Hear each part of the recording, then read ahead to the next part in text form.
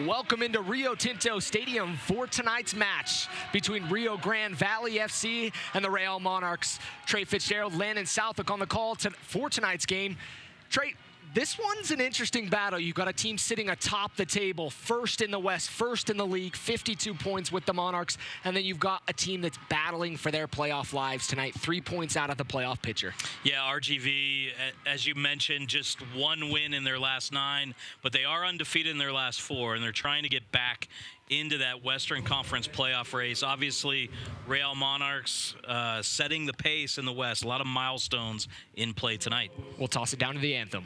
And you see by the dawn's early light what so proudly we hailed at the twilight's last gleaming, whose broad stripes and bright stars through the perilous fight o'er the ramparts we watched were so gallantly streaming, and the rockets' red glare, the bombs bursting in air, gave proof through the night that our flag was still there. Oh, say does that star-spangled banner yet wave o'er the land of the free and the home of the brave. That beautiful rendition of the national anthem by Bennett Chu, getting things underway here, Trey. Like we were talking about, both teams in kind of interesting situations. Monarchs really don't want to lose the ground they've made up. Had a phenomenal first 2/3 of the season. Right. Entering the final third, now it's go time. It is go time. This team looking to extend its 12-game unbeaten run, 10-0-1 at home this year. Obviously, that streak extends back to last year. Opportunity tonight to clinch a playoff berth for the first time in Monarchs' 3-year history. As a win tonight combined with an OKC loss at Orange County, we'll know the result of that game at about 10:30 local time here, 12:30 a.m. Eastern, and we'll know if the Monarchs are in or not. I think it's a foregone conclusion, but still, 3 goals tonight would allow this club to have its home total of 35 goals, which equals the first 2 years combined. A win tonight would become the Monarchs' 17th win of the year.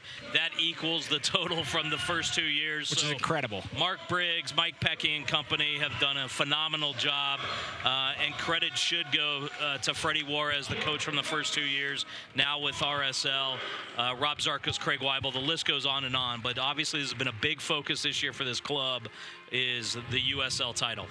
Let's get to the starters for the visiting team. Head coach Junior Gonzalez leading the squad out, 7-10-6 on the season, 27 points through this point in the season, just 3 points outside the playoff picture.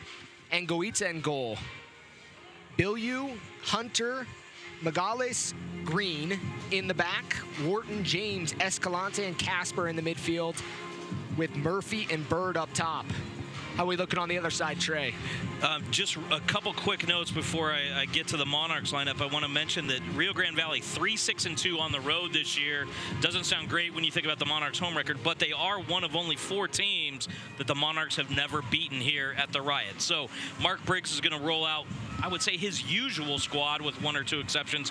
Connor Sparrow in goal, the PK King, as we call him here in Salt Lake. Kyle Karinga, James Moberg, Taylor Pay, Max Lakawicki, right to left across the back. Charlie Adams and Karsten Hanlon behind Sebastian Velasquez, wearing the captain's armband tonight. We'll get into that momentarily. Daniel Haber on the left, Andrew Brody on the right, Chandler Hoffman at the point. Hoffman, with a hat trick tonight, would move into the USL Golden Boot lead. And as I referenced, Landon, Sebastian Velasquez wearing the captain's armband as Nick Biesler was promoted to Real Salt Lake. With Kyle Beckerman being suspended, we expect to see Nick in the 18 tomorrow night. And big news for him, signing a contract with the first team. So there's a foul by Kyle Karinga on the left side as we got underway. He's going to get a little bit of a talking to early on. John Freeman, the center referee, Daniel Spicer Escalante, Christy Mack on both sides, and Alan Pickett, the fourth official for tonight. Again, wherever you may be tuning in, appreciate you tuning in tonight and having a good time with us on this beautiful Friday night. Trey and I were up here discussing the picturesque view we get out of this booth, the backdrop for Rio Tinto Stadium. Bilyeu will take it. It's brought down. Escalante, the pass was intended for Escalante. Sebastian Velasquez on the ball. Nice fancy footwork. He's gonna find Haber, and the keeper's gonna come out. Not a bad look and a first few minutes for the Monarchs there. Yeah, nice job by the RGV keeper to come off his line and read that play. Sebastian's pass, the right idea, but it was an in-swinger instead of an out-swinger. Therefore, Haber not able to quite get there. Velasquez having a season, 6 goals, 6 assists for the captain tonight. Moberg looking to attack the far side. Haber's gonna win it. He's just outside the area. Ball on his left foot, cuts in. A nice defending by Rio Grande Valley. Yeah, nice ability by the right back to dispossess Haber after he got around him in somewhat of a dangerous area there in the box. You really don't want to be putting your knee down in situations like that. Can be kind of dangerous. You leave yourself vulnerable to the referee. And Guita plays it out, controlled by the Monarchs. Monarchs with their normal backline, Moberg and Pay anchoring the center of it. Like we mentioned, one of the only real big changes for tonight, Nick Beasler missing in that midfield, and we'll see how the Monarchs adjust to that. Yeah, Hanlon's done well this year when Adams has been hurt. But Beasler obviously a steadying force in front of that back four. One of those guys that goes pretty unknown, pretty unrecognized, but recognized with a contract with the first team this week. Yeah, Nick Beasler, obviously the brother of Sporting Kansas City's Matt Beasler, U.S. national team. He's going to be off. Beautiful little touch there. Great idea by Hoffman. He was just a step off when he received that entry pass. Looked like he wasn't sure if he was going to get it. Tried to hold his run, but it'll be flagged off. Rio Grande Valley, like we mentioned, 7-10-6 on the season, 27 points, 3 points out of the 8th seed in the West. Ball's high and long, too long for everybody. We'll go back to Connor Sparrow. Sparrow having himself a season, 5 clean sheets and 13 appearances for the Monarchs out of Creighton University. Really a good run of games the last 2.5 months for Connor. And he's been one of those guys that you've started to see is a true professional in the way he handles himself. At times, you know, last week he had to take a night off for a recovery from Van Oekel coming in. 2-2 tie at Swope Park. Vancouver coming, or excuse me, ooh, scary touch there. Sparrow recovers. Some good poise there from Connor. Shot and a goal. Wow. 5th minute of play, and the goal is scored by number 19, Kyle Murphy. Stuns the Monarchs here early on. We'll look at the replay there, but I believe that it was a turnover by Karsten Hanlon that led to that chance for Rio Grande Valley.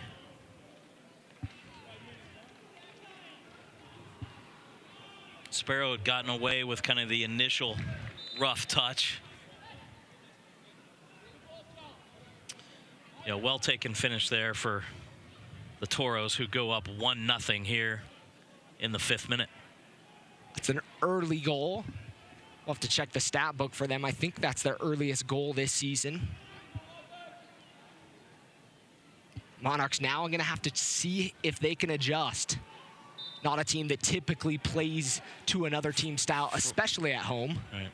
And I don't think the Monarchs are generally used to playing from behind. Haven't given up too many early goals this year. Plus 23 goal differential for the Monarchs this season. Second in the USL, only trailing Reno at plus 25. Usually have the advantage of playing on the front foot, and that allows Adams and Velasquez to kind of dictate the possession game. And they've been very used to scoring goals early on. Right. A few goals this season in the first couple minutes of games.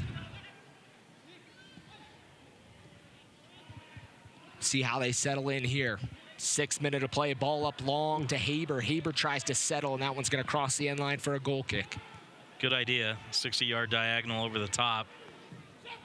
Just a couple feet off there for Adams. Adams creating so many quality chances this year. That's the quickest goal this season for Rio Grande Valley. 5th minute of play, Kyle Murphy with his 5th goal of the season.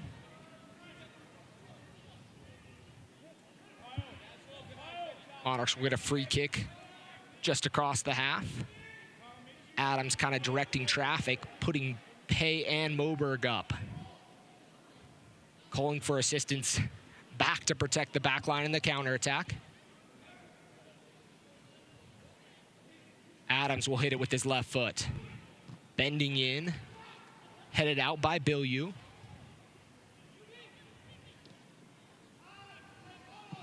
Ball is going to be clipped to the near side. Settled by Escalante. Wharton to Bird.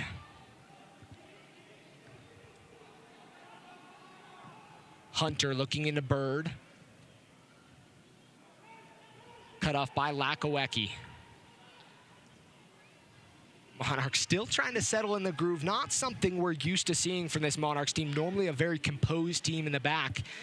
Maybe you're seeing some of those signs of a missing Nick Beasler. I was just going to suggest that. He's obviously been a steadying influence, playing nearly every minute of every game through the first 23, 24 games this year for the Monarchs.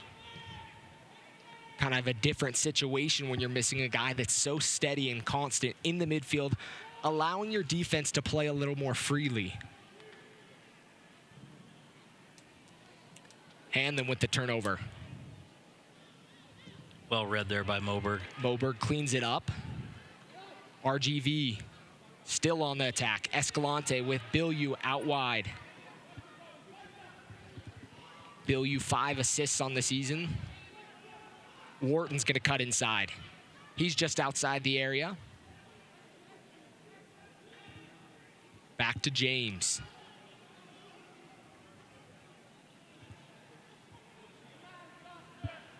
Lakowecki defending.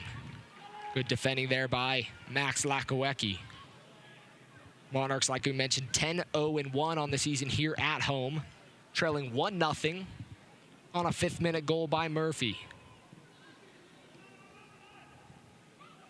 Lakowecki, like Beasler, another guy that doesn't get a lot of headlines for the Monarchs, but has played nearly the entire season, manning that left back spot, giving way on a couple of occasions for, I think, Justin Schmidt or Reagan Dunk on an injury rehab assignment from the first team. But Max has played, I believe, in every single game, at least 20 minutes. The ironic thing is both Notre Dame alums played together, won a national championship in 2013 together. Remember when Nick came back with Portland? Yep. Those two exchanged pleasantries, took pictures after the game, and now they're teammates. Looked like a handball there, nothing called.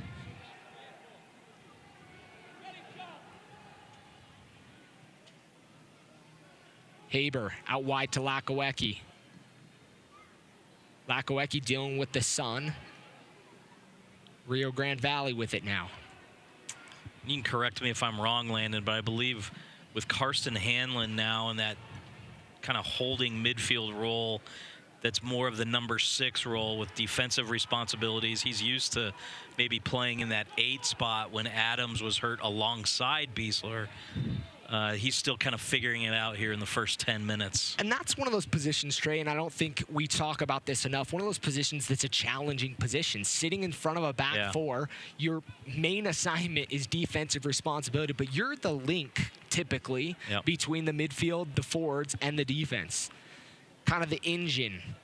Yeah, you've got to do the dirty work for certainly Sebastian Velasquez at that number 10 role, but also for Charlie Adams, who is so effective going forward and creating attacking opportunities. Well, and with those two names you mentioned, both of them are pretty attack-minded players, so you definitely do have to sit in a little bit. And I mean, we've been blessed here in Salt Lake to be able to have Kyle Beckerman, one of the greatest American number 6s, to be able to witness his style of play and see how well he defends that back four.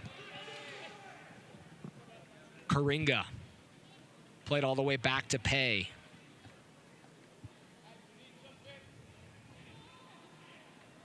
Monarchs not really getting much going early on in this match. Yeah, Sebastian's only had a handful of touches so far, most of them on the same sequence. He's checking all the way back to midfield here. Hoffman's defended tightly. Monarchs content going backwards so far along the back line to Lakowecki. Looking forward to Hamlin. Really wasn't there. Still played it anyway. Monarchs applying a little bit of pressure. Good step there by James Moberg. Velasquez looking forward to Hoffman. Looks like he'll be kept in by Haber. Haber's outside the area. He's going to whip it into the box. Looking for Brody. Defended well by Rio Grande Valley. They'll go on the counterattack. Escalante out wide. He'll be looking forward. Nice, beautiful ball there. Pay there defending. Rio Grande Valley will hold in. Bird's going to get it out wide on the far side. Looking to clip it in inside the box. Moberg's going to chest it down to the keeper. A little skill check there. Yeah, nice calm and poise on display there by Moberg, who, as you mentioned earlier, has had a couple great reads to step forward and cut off some dangerous opportunities for RGV. He's been another one of those consistent members of this Monarchs team. Came in mid-season last year. Struggled a little bit to get accustomed to the style. Also didn't help that he was being changed in different positions during the season. Played a little midfield. Now find his true form in the back.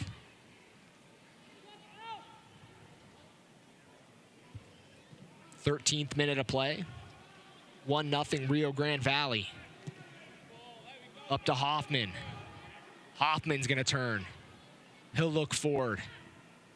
Nice ball there to Haber. Haber's looking for Brody just behind him. But a nice thought and idea for the Monarchs. Yeah, good idea. Karinga's going to hold it in.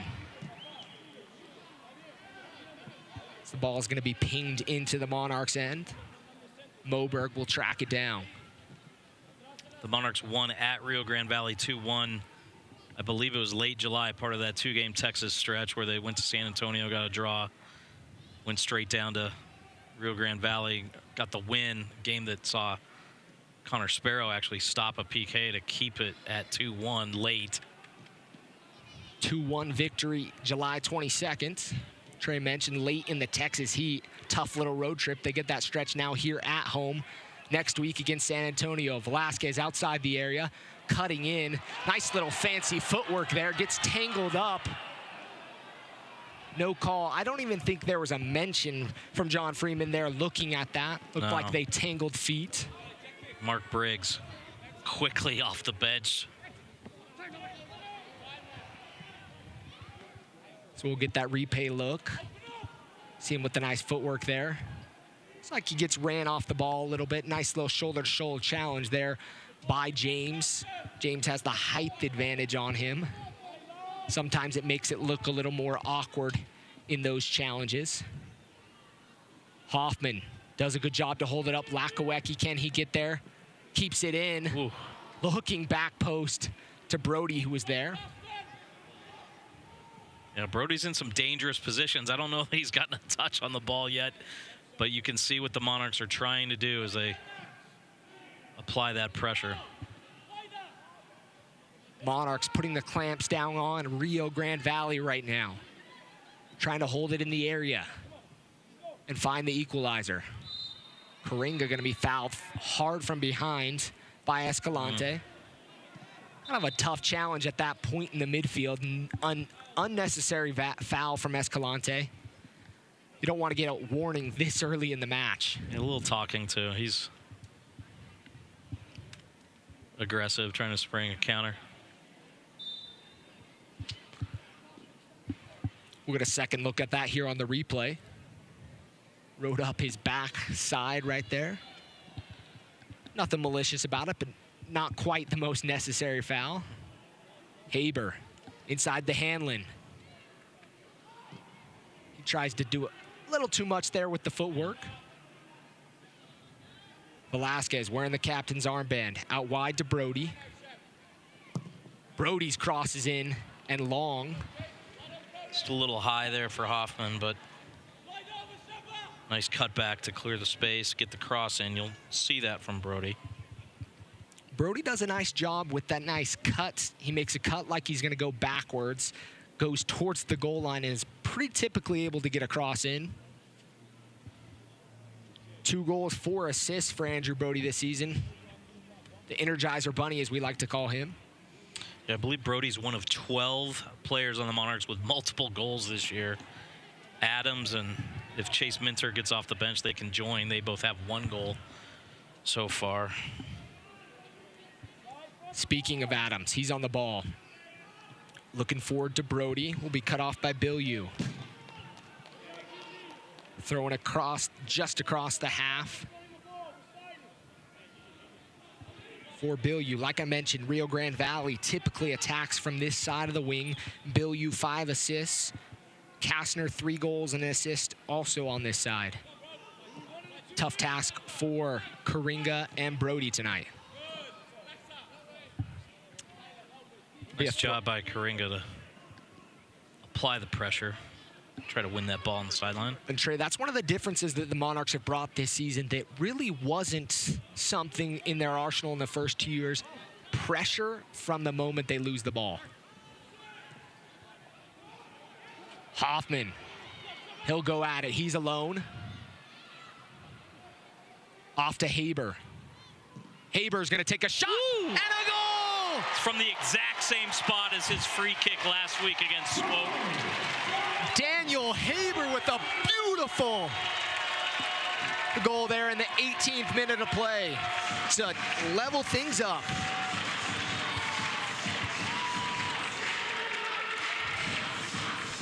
Trey, you gotta love that. He didn't win goal of the week. Now he's pushing for that goal of the week with a beauty from outside the 18, 20, 25 out. Well, like I referenced, the exact same spot that he scored an unbelievable free kick to open the scoring last week at Swope Park for Haber, who now has, I believe, 6 goals on the season, moving him into a tie with Sebastian Velasquez for second on the team behind Chandler Hoffman. And what an equalizer here in the 18th minute. Anguita had no chance from that distance, as you see another replay look. Oh. Hoffman laid it off to him. Hoffman doing a good job holding up the ball. He's going to get the ball inside the 18. Brody. Ooh, good looking idea. for Velasquez. Haber just outside the area to Hanlon. Hanlon, shot and a save. Big save there by Anguita. Monarchs now applying pressure.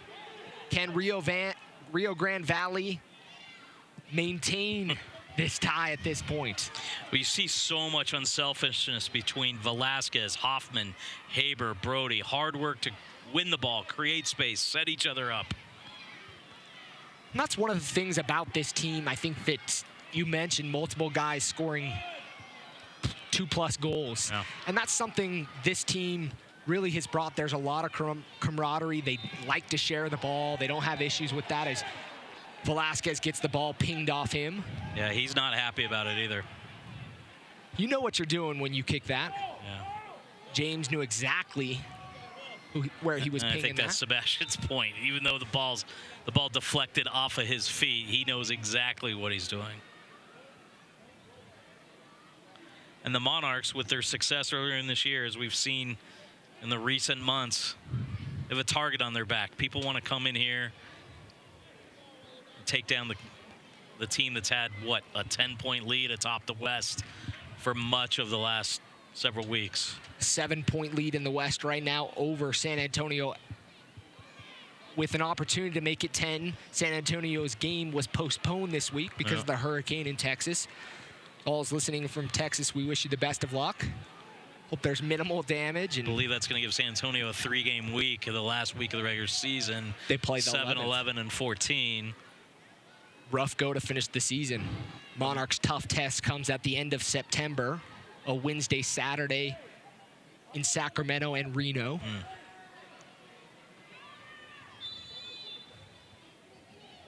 All knotted up with Rio Grande Valley. Adams standing over. 3-man wall. He's going to go for goal.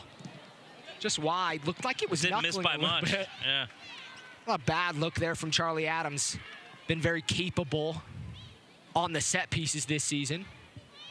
Yeah, Charlie's, you know, if Charlie Adams and Sebastian Velasquez have each had stretches where they missed 6 games due to injury, suspension, yellow card, etc.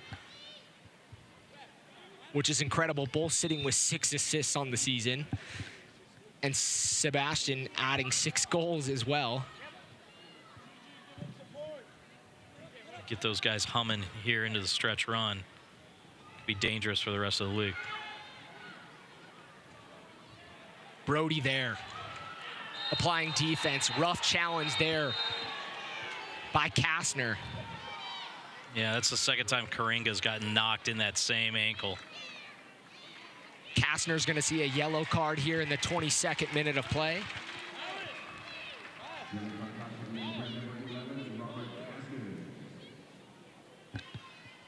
No doubt about that one. No. You're going to quick little touches there from the Monarchs, taken out from behind.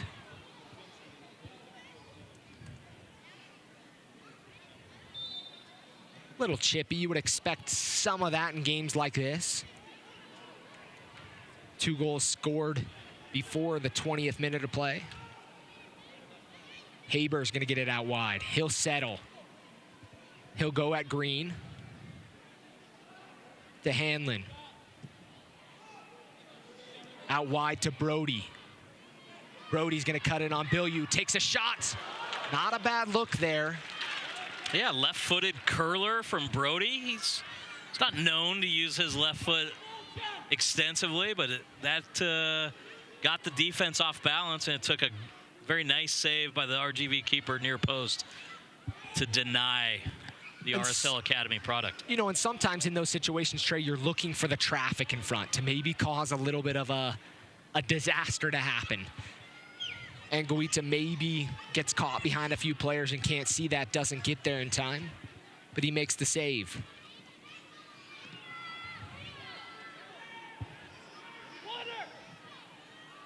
Connor Sparrow out of the back to Pay.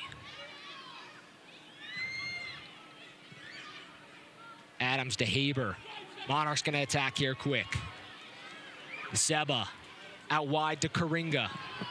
Karinga from the touchline looking into Brody. Header. Not enough pace, but a good idea there from the Monarchs. Yeah, good opportunities there for Brody in quick succession. Nice job by Sebastian to create the 3-on-2, and Karinga getting the ball in very, very nicely from the right wing. Monarchs looking a little more effective here in the past few minutes. Yeah, they've settled down. They're possessing the ball. They're combining well. They're overlapping. Took about 15 minutes for them to settle in. Dragging defenders out of space, creating opportunities for each other. Pay to Moberg. Monarchs trying to stretch the defense of Rio Grande Valley. Adams kind of being the Nick Beasler here in the last few minutes, dropping in, trying to collect for the Monarchs.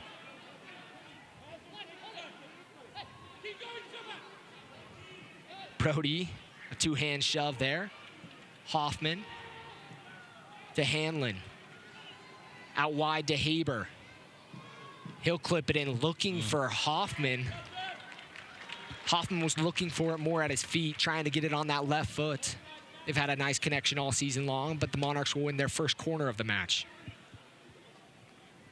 They have, and you notice at the beginning of that play, Max Lakowecki trying to make that huge overlapping run, and when the ball was played past him to Haber, he just immediately shut it down. Maybe a little worried about a counter, but Haber's cross deflected out for a corner. With Lakowecki and Karinga in the back, the wings interchangeable, essentially, with Haber and Brody. Adams will set the corner.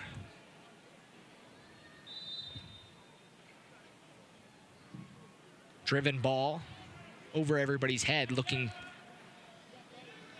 for the back stick, and we'll go out for a Rio Grande throw-in.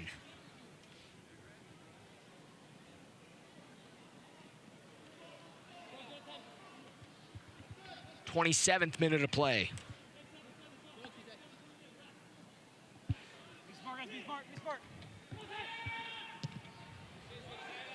Pay.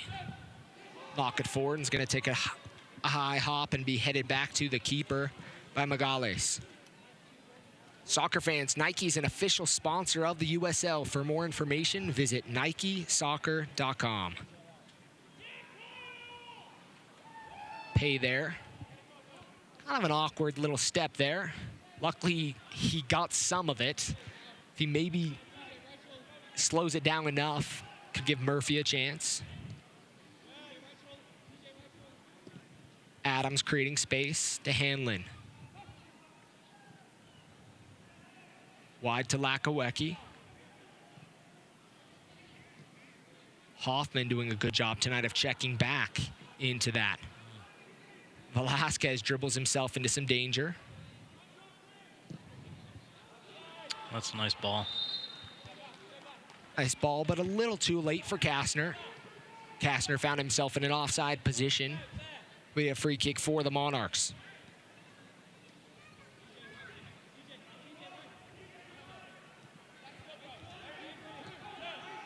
Brody checking back now.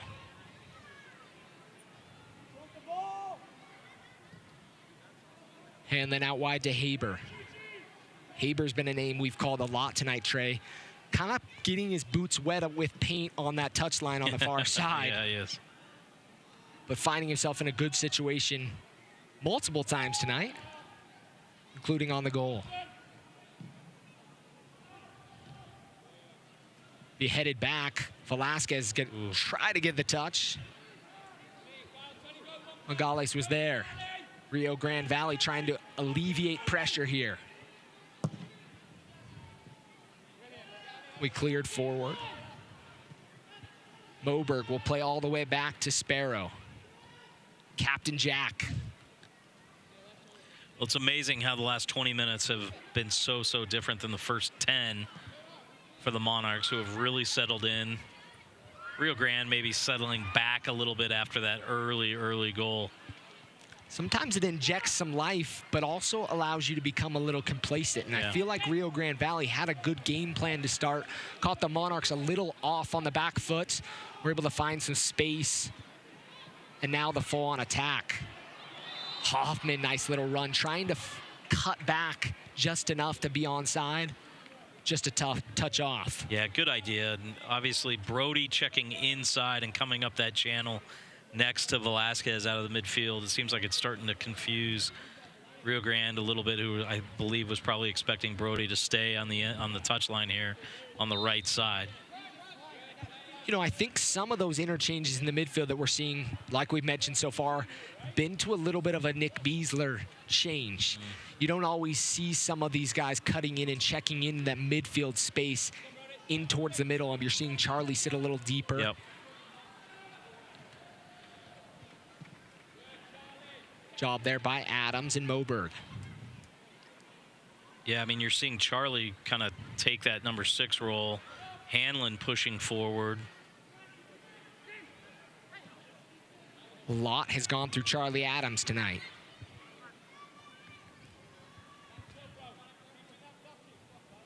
We'll get his touches tonight. Yeah. Pay. to Haber. Out wide to Lakowecki. Monarch content maintaining possession. Sebastian Velasquez has been well marked by the center referee, John Freeman, on some of these sequences. Good win there by Green. It'll be clipped forward. And Sparrow's out.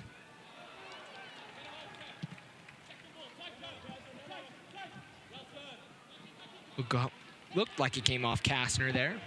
It'll be a throw in for Rio Grande Valley. Bill Yu. Moberg's going to battle there. Looked like he got a little bit of a challenge. Wins the foul. Middle of the back. Monarchs will quickly reset. Monarchs with a bench of Putna, Orozco, Calvo, Minter, Mare, Milne, and Cruz. 3 newcomers on the bench tonight. Yeah, Danny Cruz made his USL 2017 debut last week. Calvo, the former Costa Rican international, played in the 2014 World Cup. And Mare were added just a couple days before Danny Cruz. And they are dressing for the first time this year. So be interesting to see if we get a look at them tonight. Calvo, famous for having his first international cap in the snow game. Oh, yeah, that's right. In Colorado, the Snowmageddon. Snowmageddon. I don't remember what they called it. Something along those lines. I think that works. Where the orange ball came out.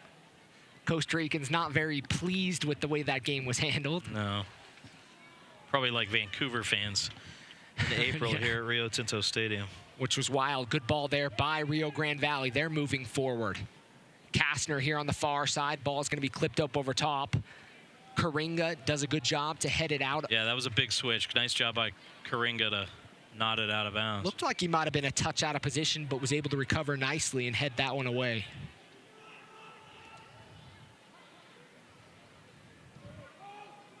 Murphy just outside the area. He's going to take a shot. Going to be collected by Connor Sparrow. But a good job there by Murphy to find space just outside the area to pick up his head and take a crack. He's been impressive so far. Has a goal early on.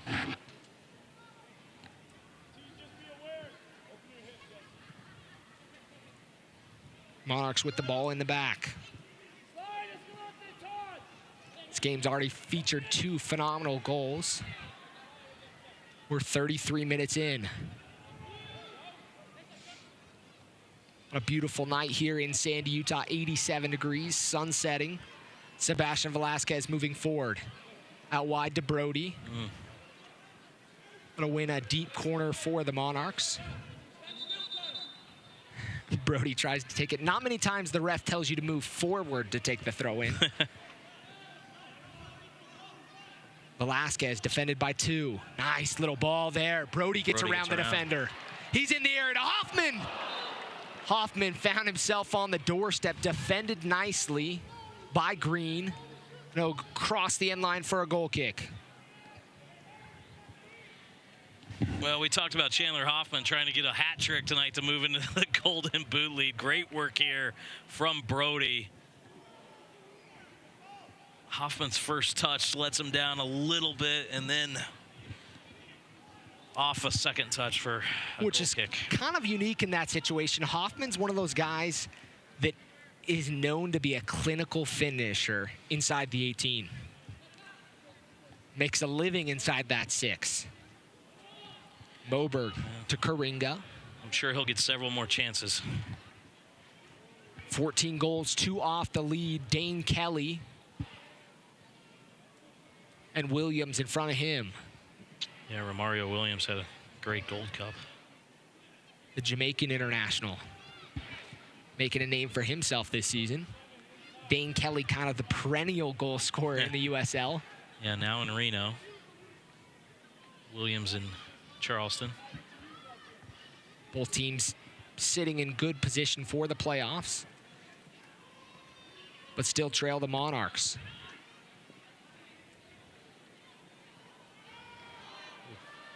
Velasquez trying to dance around. Bird's going to knock him off the ball. Pinball.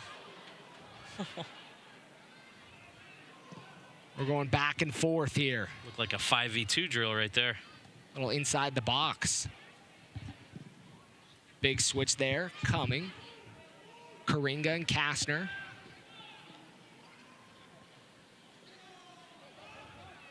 Karinga does a good job there. Kastner made it interesting late. But he'll knock it across the end line for a goal kick. Monarchs quickly take it.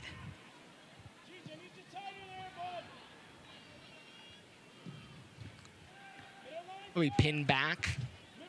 Sparrow will collect inside the 18. Adams. Checking back, like we mentioned tonight, playing kind of in that role for Nick Beasler. Done a good job so far. A few shaky moments early on. Brody. He'll get knocked off the ball by James. You can never count Brody back or out. He'll always be there. He's got to hustle for days. Flags up. Sparrow got nicked there. But a good job by Connor to clear it, even though the flag was up. You know, Landon, we haven't talked much about Sebastian Velasquez wearing the captain's armband tonight, trying to get back on track after that.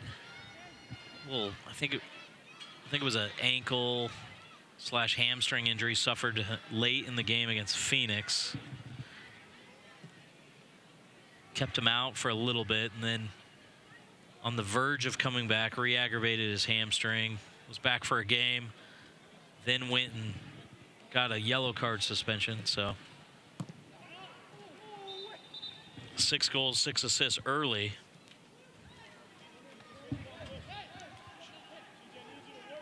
Throw in for Rio Grande Valley. Adams looked like he won that clean. Bird appealed to the ref. It'll be a free kick for Rio Grande Valley. Quickly taken out far to the far side. Running at Lakowecki, just outside the area. Good shots. Power behind it. Sparrow right there picking it up. Sparrow will outlet to Pay.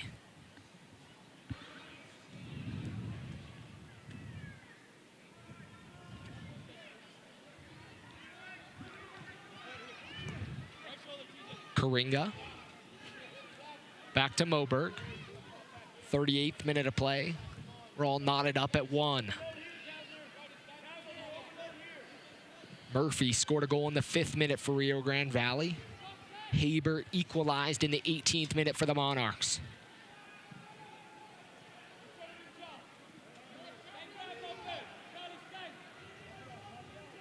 Moberg's going to take his space. Forward to Karinga.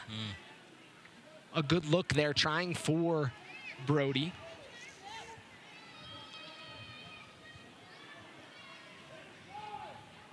Monarchs back here next Saturday night against San Antonio. That'll be a highly anticipated matchup.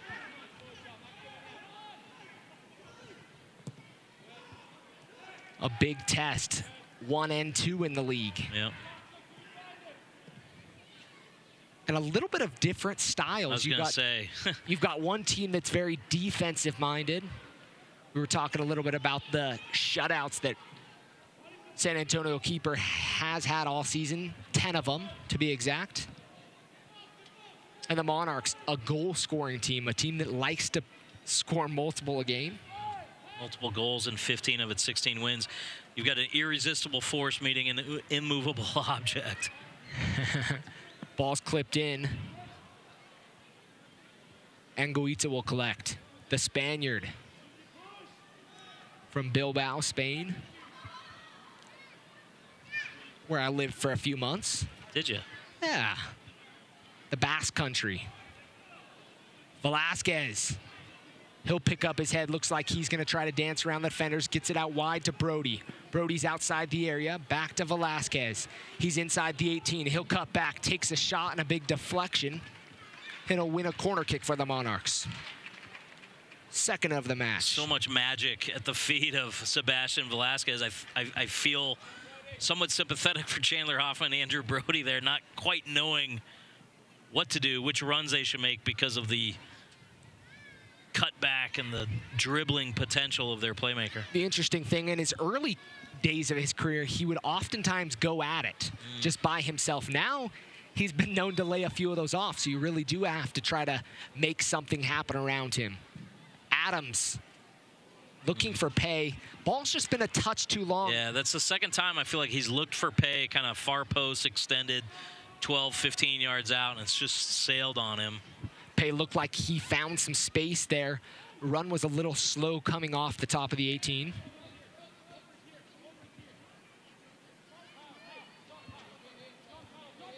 Fans, make sure you tune into the USL's weekly show on Sirius XM Radio. Sirius XM FC, Channel 85 on Monday nights at 9 p.m. Eastern. For the latest news and information from around the league. Also, don't forget, Sirius XM FC will air the USL Game of the Week. Please check uslsoccer.com for times and dates. Yeah, Mike Watts does a great job, the host of that show on Sirius XM. The one trouble for fans around here is we've got a nice little show at about the same time. On frame. I don't know if there's a bell to ding up here, Trey, but ding. We'll let you ding it. Out wide to Haber. Haber's just outside the area. Cuts in, looking back. Something's been a little disconnected there, Trey. I don't know if Brody feels like there's not something happening in the middle, but he's cut in on most of these. I think he's probably expecting Haber to shoot from there, as we've seen the last couple games. It wasn't necessarily believing that the cross was coming. Haber with a beautiful goal in the 18th minute of play to level things up. Good work there by Hanlon on the back press, but light foul there by the Monarchs. Just across the midway half. Bird out wide. Lakowecki defending. He's inside the 18. Lakowecki to the ground. Takes a deflection off his body. Handball calls coming from Rio Grande Valley. It's a corner instead. As we discuss, what is a handball these days? I don't know that anybody really can define what that is, but it did not look like his hands were in an unnatural position. Ball coming off his body. Escalante out to take the corner kick for Rio Grande Valley. Their first of the match.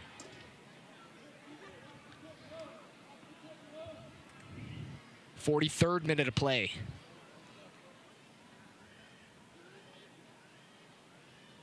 Escalante is going to send this one in with his left foot. Short corner. Ball inside the area. Bilyeu gets his head on it. It's a nice cross. Good pressure there by Moberg to knock the attacking player just off balance on that header, sending it wide. You know, one of the things many people wonder, you don't always have to win the header. Sometimes it's getting a player off balance. Yep. Looked like Moberg there was calling for the ref to call a foul on Bilyeu for climbing on him. Yeah, the defender's always going to say that the other guy initiated the contact, but a little nervy up here.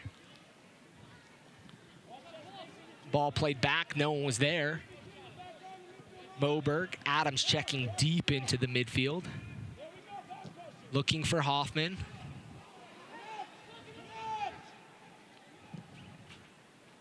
Kastner is going to be off by a few yards. I do love it when Adams, Moberg, Pay go from that deep lying position, a pass that skips the midfield straight up to one of the attacking players. Velasquez, Rufio dancing to Hoffman. Nice touch there. Velasquez inside the air and a goal! Sebastian Velasquez. What a give and go. With a beautiful goal on an assist from Chandler Hoffman. Chandler Hoffman, 2 assists tonight. Sebastian Velasquez, his 7th goal of the season. We talked about his road back from injury and suspension. Looks like he may have arrived. Sebastian Velasquez with his 7th goal of the season, 6 assists to go along with that. And Chandler Hoffman with the assists. Monarchs take a 2-1 lead here shortly before the halftime break. Giving us a little dancing. I think we need to have a comparison who can dance better, Plata or Velasquez. I think we might have a little run for our money. Beautiful touch there, and a good finish by Sebastian to put it on that far post.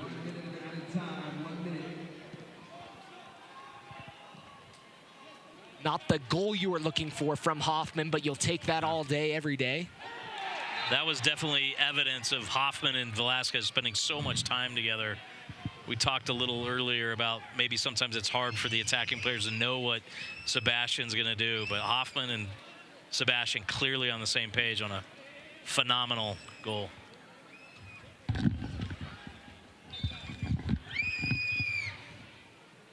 Adams, 1 minute of stoppage announced. Not much left in this one.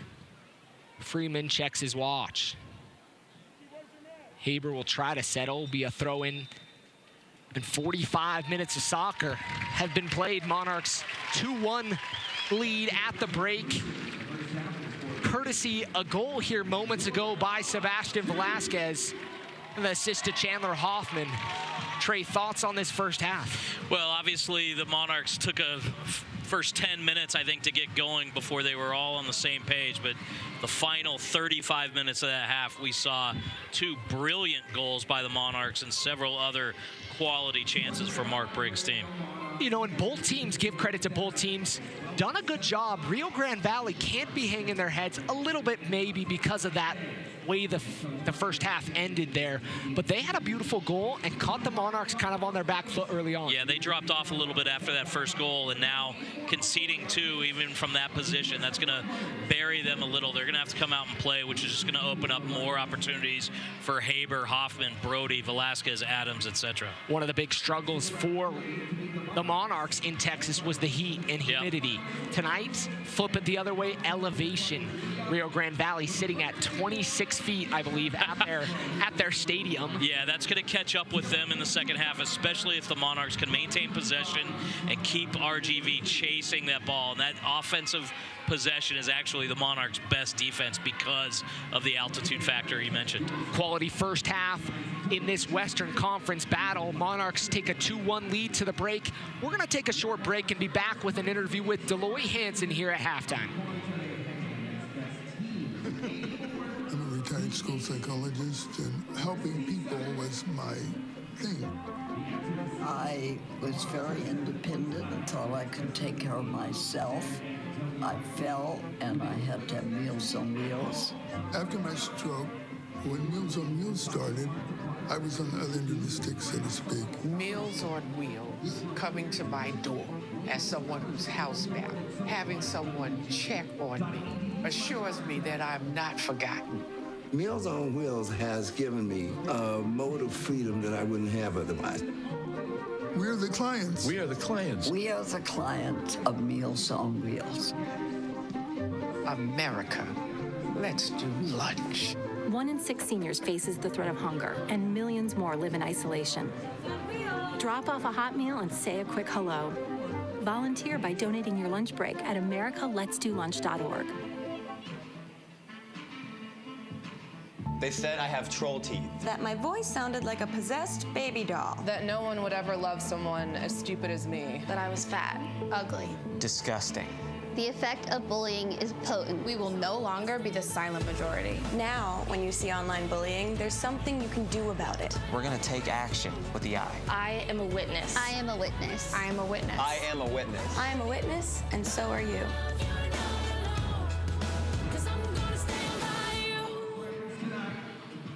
SAFC forward AJ Ajegwa, who was born in the U.S., went to boarding school in Cameroon for a year at the age of 13. The life lessons he learned there helped him overcome once being cut from his high school team to turning soccer into a career. When I came back to the States is when a couple of my friends told me, oh, try out for the high school team. Went out to the high school tryout and probably lasted about 30 seconds. And the head coach goes, all right, he lines the whole team up and he goes, AJ to the middle. He kicks the ball up, and I probably missed it like 3 or 4 times. And then he goes, get out. I didn't make the high school soccer team until my junior year. Being the competitive person I was, just playing basketball and stuff, I was like, you know what? I'm gonna make this team. So I just kept pushing and working. I mean, like, my work ethic is just everything to me. My mom always said, like, hard work, hard work, hard work. You know, if you want to make it in life, if you want to make it in society, you have to work. And with that hard work, AJ went on to play collegiately at Chico State, where he realized he wanted to further his soccer career. So I told my mom, I was like, yo, Mom, I'm gonna finish school, but I wanna go to Europe. She goes, if you buy your ticket, you can go. And next thing you know, I bought a one-way ticket to England, and I was gone.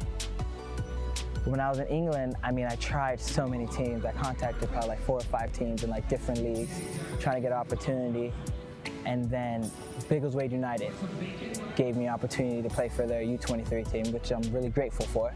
They gave me a call to their first team, and on my debut game, it was an FA Cup match, and I scored 2 goals, and it was just like, my head just went from there. I was like, yes, this is the relief I need. After a successful season with Biggleswade United, Ajekwa returned home to the States, where he went on trial with LA2 and soon after signed with Orange County. Now, AJ finds himself here in San Antonio. Going through what I went through just helped me become the person I am today. I'm still growing today, so I still make mistakes, but I'm not the type of person to make the same mistake twice. I'm a better person, I feel like, just being open-minded to a lot of things and being optimistic. Like life as it comes, you grow through what you go through.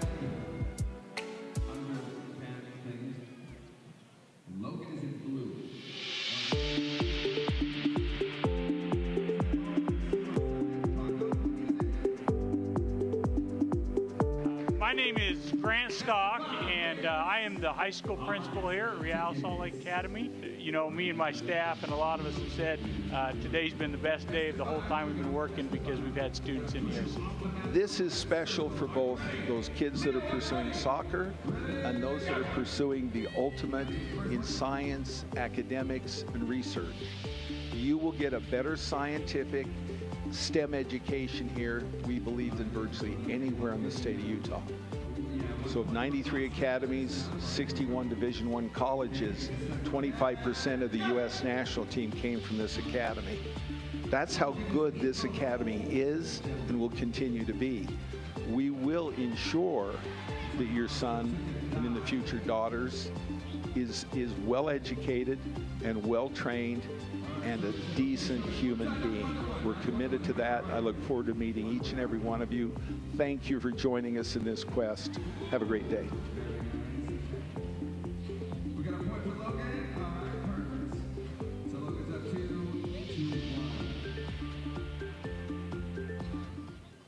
We're back here at the half. Monarchs lead 2-1 versus Rio Grande Valley. We're here joined by Deloy Hansen. Deloy, thanks for taking the time to join us up here. Very excited to do it. So let's talk about this week. An exciting week in the organization history. School opens in Harriman. Well, this was a dream that we've been nurturing for 3 years now, so it's fun to see the first leg of it completed. Opening the high school very successfully, seeing all those big, tall players and all my scientists, and then shuffling them together so that we became one student body was a lot of fun. The beauty is that now our players, for the first time, will have a first-class education. That definitely will attract a high level of talent. Parents want their kids to have a great education. We needed that leg to make our academy, the best it can be.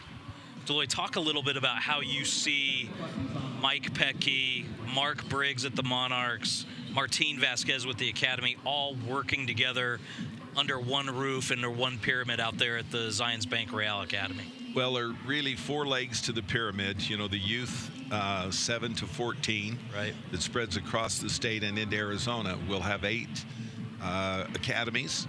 We'll start in Logan, St. George, and Harriman, and we'll expand. And that's to give 8 years of training to young kids to learn the skill sets from 7 to 14. We'll then play the 14s, which we're in Japan right now. Right, they were won 3-1 tonight. 3-1 tonight. So we already have our 14s in action in world and regional action. and they are comprised of Arizona, Southern Nevada, and Utah, and we're the lead organizer of that U14 effort. Now, from the U14 crop, we want to bring in 12 to 14 kids every year to start the academy that clearly have the ability to play at the highest level. Right. It should be harder to get into this academy at that level than it is Harvard Law School. It's a very elite group. We prepare a lot of kids locally, Arizona included, to join this academy and excel. So that, you know, we talk oftentimes about the development in this league. The league is growing. Yep. MLS is growing. The USL has had a phenomenal season, surpassing attendance numbers from last year with 9 games left for most teams. 1.5 million fans attending games. There's a lot of growth in U.S. soccer. Talk about how the growth has happened here in Utah. We're really seeing a change happening here. Well, I think with this, with the smaller stadium next year, 5,000 seats, we literally expect to fill 4,000 to 5,000 seats every game. It'll be more regionalized, it'll be a little more intense, and that'll be the Monarchs' home field. But we take it serious that we plan to be a contender for the championship every year in the USL League. This year, we're setting every record that's out there. We've got 7 points left to equal. Is it 7 or 8? So 7 puts us at tie 59. Yeah, you need 17 to set a new USL record. Yeah, so 5 wins. 5 wins, we bury the record. Yep. You know, we'd more than bury the record. You know, if we get 3 wins, we bury the record, and we've got, what, 8 games left? Correct. 8 games after tonight. Yeah. So the likelihood with the record that we've had is that we are going to set an all-time USL record. And when you think back, that was Seattle, Portland, Toronto, Vancouver. I mean, there were a lot of great USL teams that lived through that 30-plus year history. Sure. And here we have a Monarch team this year that is set to break that record, break the goal-scoring record, and walk away with the point championship. I think we're up right now by, what, 9 points? 7 going into tonight. 7 going into tonight, which is a stunning lead, sure, you know, to lead into it. So won our Monarch League, which is our preparatory, but we plan on that being a world-class Division II team that will probably in the future beat a lot of MLS teams. Okay. And we saw that they gave Man U a good run for their money. That's right. So we know that we can stand on the field with Man U with our USL team. That's critical to us. Now, you brought Mike Pecky into this organization as the Monarchs head coach. I think Mark Briggs has been able to take advantage of kind of the table that was set by Mike Pecky in an 8-week preseason. Yeah.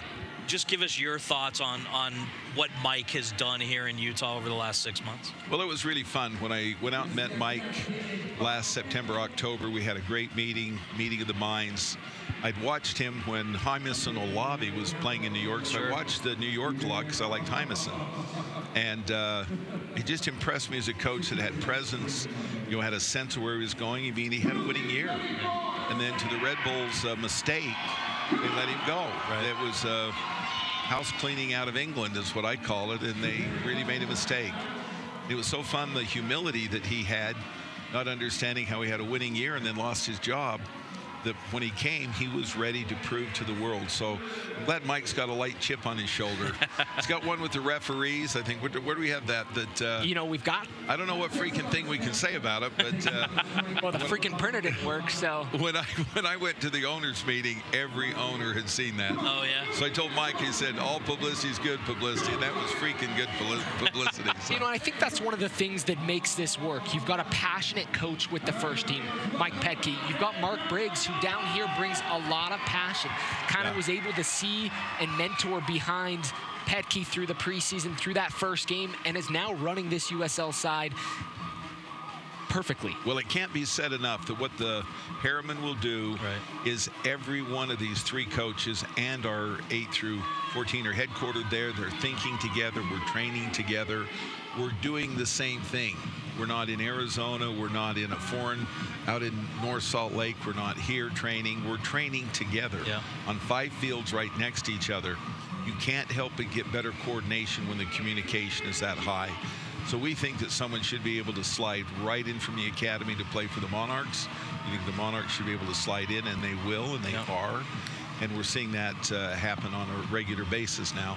So the goal is already being actuated. We think it'll just be actuated better in the future. And at a more accelerated basis. More accelerated. In 20 years, what do you want people to say, think, believe about soccer in Utah? Well, it's going to happen sooner. We saw that 5 of our players went to Korea this year to play for the U.S. national team. Well, there's 93 academies. There's 61 division college soccer teams. There's 28 pro soccer teams, plus the USL. Sure. And from all of that pantheon of people, our second academy class had 5 kids 25% of Tab Ramos roster. Yeah. Now, when you think that's what happened, and these kids, when the World Cup comes to the United States in 2026, they're 28 years old. Wow. You think we're going to see RSL players playing for the United States? Pretty exciting prospect. I think that we are going to be a known commodity as providing world-class national players to our national effort to become a soccer nation that can compete with the best of them. And RSL will be at the epicenter of that. I truly believe that. You heard it here first.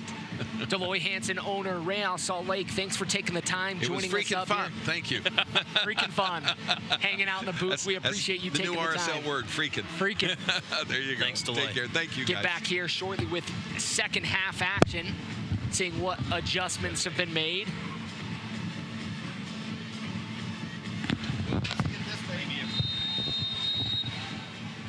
We're underway here in the second half. Haber.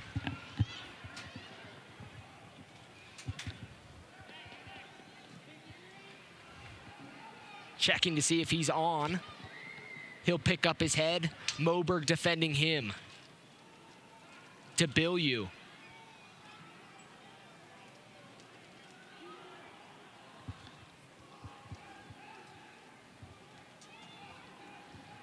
Back to Magales.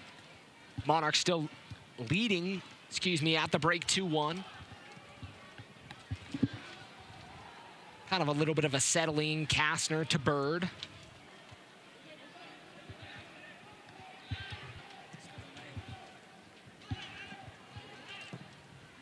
Looking forward. A pass from Green. Not quite on the same page. As Sparrow will take the free kick. Or the goal kick. 2 brilliant goals, as we discussed in the first half, from Haber early, Velasquez late, Chandler Hoffman assisting. Several other chances created for the Monarchs. Monarchs sitting at that plus 25 goal differential, tying Reno here tonight with a half of soccer left. As we mentioned in the pregame, Landon, should the Monarchs hold on here and get the full 3 points, an OKC Energy loss at Orange County late tonight. That game kicks off, I believe, at 8:30 Mountain, 10:30 Eastern. How exciting. That combination would give the Monarchs their first ever USL playoff berth. You know, in those now in their 3rd season. First 2 seasons, a lot of people would have never thought that was possible. This season's been a rejuvenation for this side. A little bit of a different philosophy. Freddie Juarez built the base. Now you're seeing the extending of the base from Mark Briggs and company. You know, just the influx of talent as well. Some experienced veterans. Chandler Hoffman has scored a lot of goals in this league.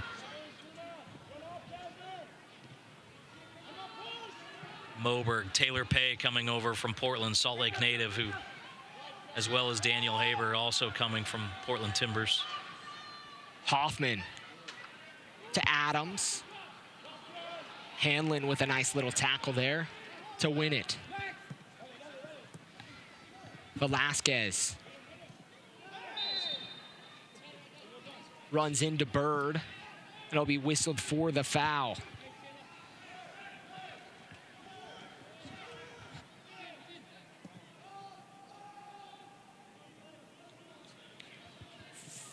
Free kick taken quickly by Rio Grande Valley. Again, we'd like to thank all those of you tuning in tonight here locally, as well as in the state of Texas. There'll be a flag put up, and there'll be an offside on Rio Grande Valley. Daniel Spicer Escalante making the call.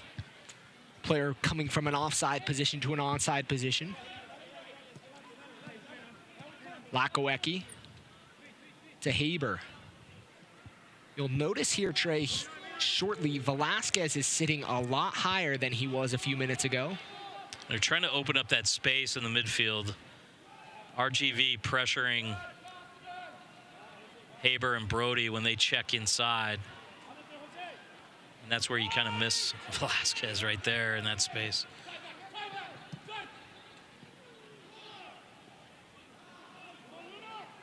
Adams looking for the foul. Nothing called. Ball's out wide. Rio Grande Valley with it. They've got help. Ball's inside the area. Kastner's going to pick up his head. To Bird.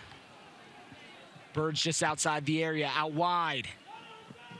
Bilyeu looking, cut off by Moberg. Brody has a lot of green space in front of him. Great ball from Hanlon there to spring this counter. Brody does a good job to get away. He'll play forward to Haber. He had trouble seeing this, but if you look to that far backside, away from where he was making his run, Hoffman was alone. Yeah, and I would have liked him to maybe go to Velasquez on the near side. Either the wings were probably the better play than the penetrating run from Haber. It's easy for us to see from 40 feet above. Sitting up in a booth making comments, talking a little soccer ball.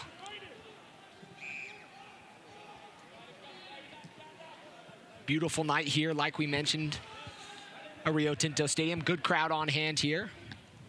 For the first time in a little while, fans on both sides. Yeah, it's Canyon School District night here at Rio Tinto Stadium. As First day of school was Wednesday. Monarchs players were at 20 different schools all over the district distributing 100,000 Monarchs ticket vouchers to students all over. That'll be valid for the next 5 home games. 5 home games left in the season, including tonight for the Monarchs. 9 games in total, 4 away, 5 home. You know, Trey, something we haven't mentioned. Last year, points that won the conference, 69 points in the East. Yeah, that was Red Bulls too. Great year. Where they set the record. Last year's total in the West, 52 points. What the Monarchs currently sit at. Sounds like a familiar number, yeah. Kind of an interesting play there for the Monarchs. Last season would have won the West with 52, but tonight leading the West with 9 games left, including tonight.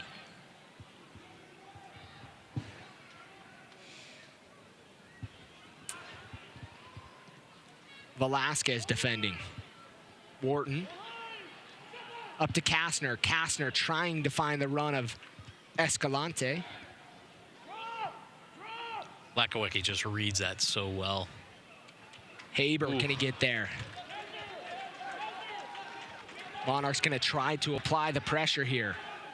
Yeah, Mark Briggs up off his bench telling the guys to push up and fill that space.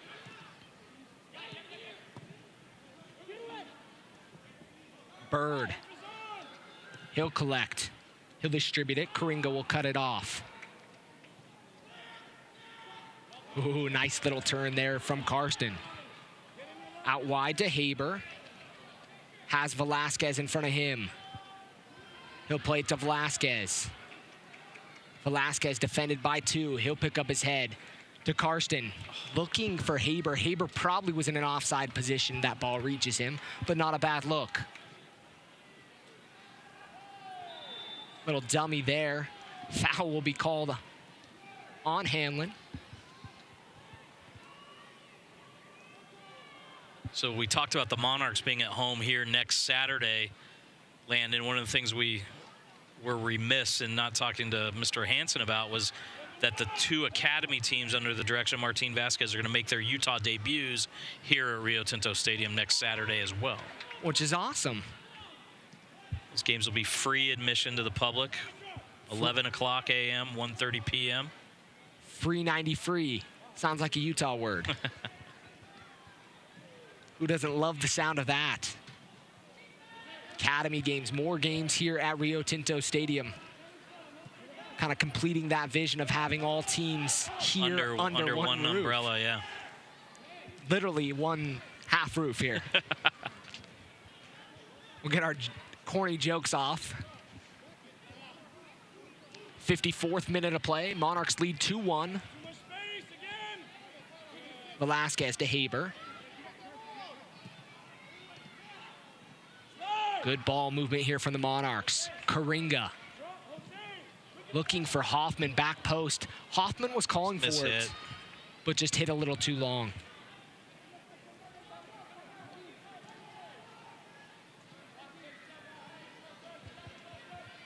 Hoffman now up to 14 goals, 7 assists on the season. USL MVP candidate for certain. 2 off the Golden Boot. Can he find one tonight? Monarchs with a stacked bench. And a difficult game here on the weekends.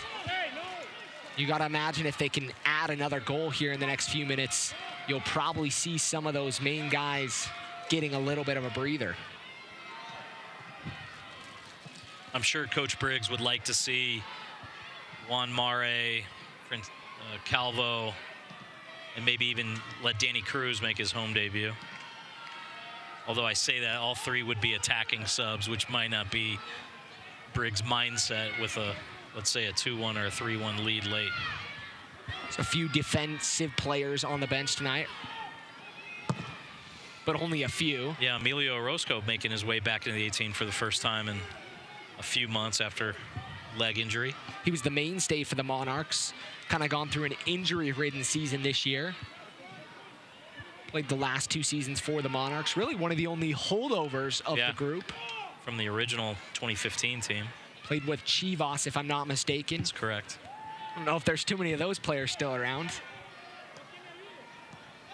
Same expansion year as Real Salt Lake. Ball's mishit there by Lakowecki. Bird, turnover. Out wide to Luna, who we failed to mention, entered the match here in the second half. Luna, a quality player, with 4 goals, second most on the team this season, only to Murphy, who added to his total tonight. Haber going forward, out wide to Velasquez. Velasquez just outside the area. Well defended and read like a book there. Yeah. He'll recover.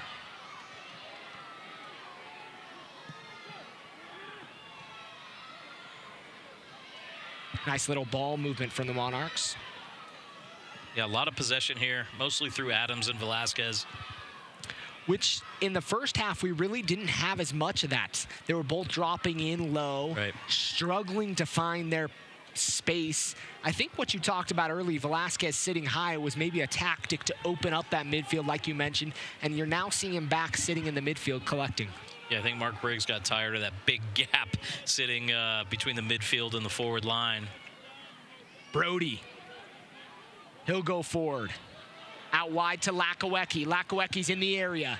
He'll clip it in. Ooh. A pinger. Little worm burner.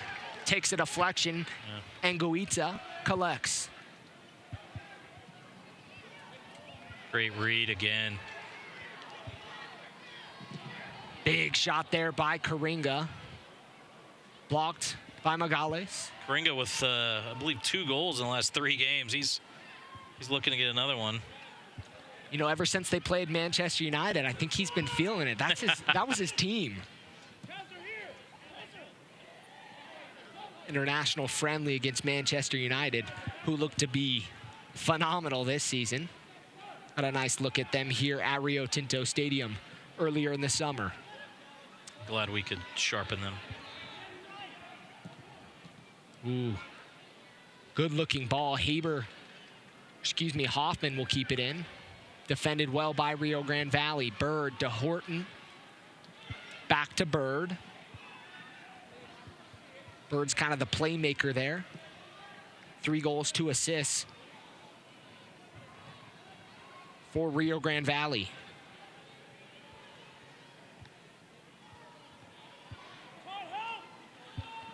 59th minute of play, 2-1 Monarchs. Still lead on a goal just before the break to break up this tie. Monarchs looking to add to their season total of 52 points.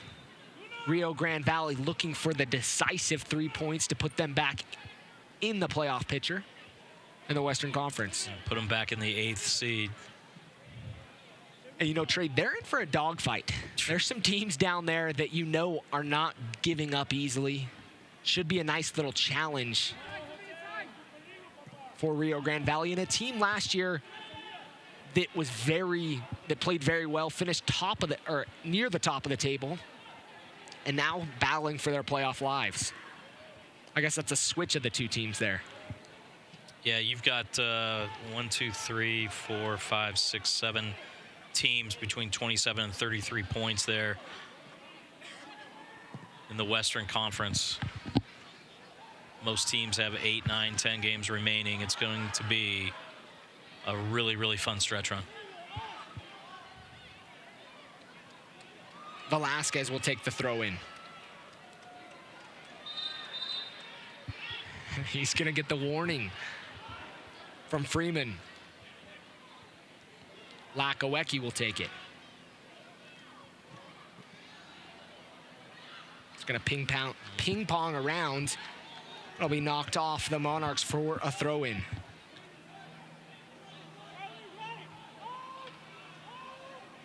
Quickly taken. Mark Briggs up in the technical area, shouting instructions, talking with his coaches, Hamas and Olave, Matt Glazer.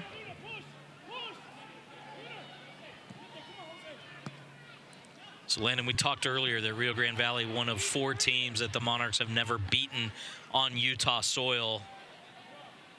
Vancouver, LA2, and Tulsa are the other 3. Vancouver and LA2 actually are the last 2 home games, the final 2 weeks of the USL regular season here at Rio Tinto Stadium, October 7th and 14th. So Escalante out wide, defended by Pay. Brody's coming to apply support. Shot and a save there by Connor Sparrow. Looks like he had it all the way, kind of fumbled it, but will collect. We're gonna get a second look at that. Captain Jack Sparrow. Pirates of the Caribbean style. The Plunderer. I don't know. The PK stopping machine. Yeah, he is definitely Ramondo-esque on these PK stops.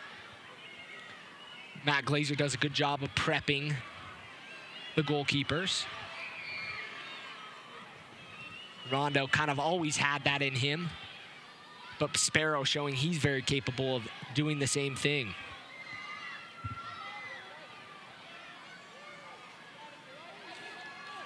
Soccer fans, Nike is an official sponsor of the USL. For more information, visit NikeSoccer.com. Velasquez just outside the area. He'll dance. Going towards the touchline, he'll cut back. Trying to create space for himself. Not much going. Doesn't really look quite like himself on the dancing side. Be dispossessed by Kastner. Wharton back to the keeper. Hunter. And Magale's done a fairly good job tonight keeping the Monarchs attackers in check. I think more credit has to go to the midfield, causing a little bit of confusion really in the midfield for the Monarchs. Still, Rio Grande Valley trails 2-1. Trey, here in the next few minutes is when you start to feel those heavy legs because of altitude. Yep. Karinga there defending.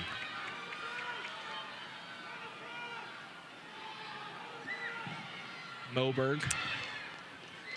Looked a little, felt, it almost feels like he thought there was pressure. Yeah, he didn't realize how much time he had. Took a little bit of a rough touch and cleared it. As a center back, sometimes you just want to get it away, get it out of your area, allow yourself to regroup. Nice ball there by Hunter into Bird. Bird out wide to Green. Green inside the area. Sparrow will collect. It's Sparrow did a good job coming off his line there. Nicely anticipated by Connor. That's almost a pretty dangerous spot to put it. Not much of an attacking option in front of him. So Sparrow was easily able to decide to come off his line. It's like a handball there. Escalante to Bird. Nice turn by Bird. Cut off by Lakawecki. Adams. Monarchs looking for that creativity. Look like there's a little less ball movement, or excuse me, personnel movement tonight. Yeah. That I'm sure Mark Briggs would appreciate. Still with a goal lead, though. Pay and Moberg. Adams finds some space. Adams calling for the checking run of Haber. Haber will receive. Nice. Velasquez out to Hoffman. Hoffman is going to go out Magales to Lakawecki. Trying to kind of dummy that in. Escalante will keep it in.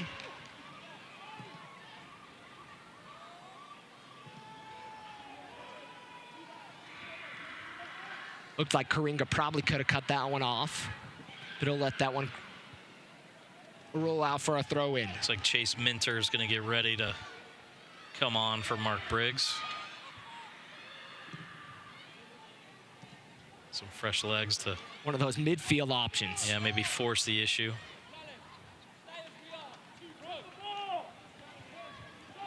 Haber. He'll turn. Not much there. He'll pull it back. Lakawecki to Velasquez. Haber. Ball opens up for Lakawecki. Lakawecki's just outside the 18. He's inside the area. Looking. Ooh. Trying to find Brody making that near post run. Yeah, and you can see he and Hoffman were looking at each other. Hoffman trying to tell him which run he was going to make. Chase Minter did get ejected 2 games ago. Missed the game at Swope last week. It was a pretty bizarre second yellow, if I recall. I was going to say, one of the most interesting yellow cards I've seen in my career was waved on by the 4th official. That's right. Came on with the yellow card that he had just received not too much before, and was given a second yellow for coming on without official permission from the center referee. Adams going to take the corner kick for the Monarchs. Charlie. Driven ball looking for Pay. Almost was on the same page as Pay this time. Brody's going to hold it in for the Monarchs. To Adams. Going to take a deflection and go into Adams the crowd. A little frustrated with himself.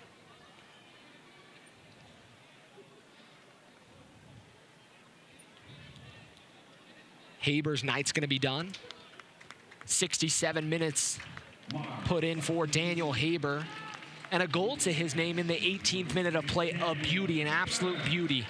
Has to be one of the goals up for goal of the week this year. Or excuse me, this week.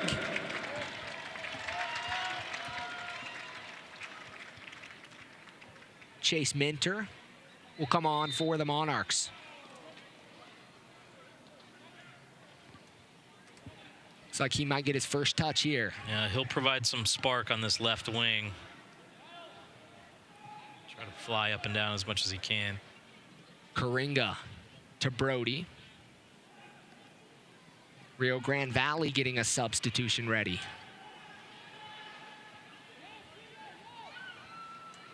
Getting instructions from head coach Junior Gonzalez. Pay to Adams. Monarchs content holding a little bit of possession here. Almost 70 minutes of soccer played on this Friday night in late August. Yeah, the Monarchs very content, as you said, to ping the ball around, maintain possession. James Moberg down away from the ball. Tangling with Ruben Luna, it looked like earlier. Not sure what he's holding there. He's bent over kind of funny. Looks like his adductor. Hate to speculate from... It's always scary when a player goes down. You're never sure away from the ball in a situation like that. Looks like he'll get that stretched out. Marshall Stoddard out, as we'll see a substitution for Rio Grande Valley. Pungo in for Murphy. Will be a change up top for Rio Grande Valley.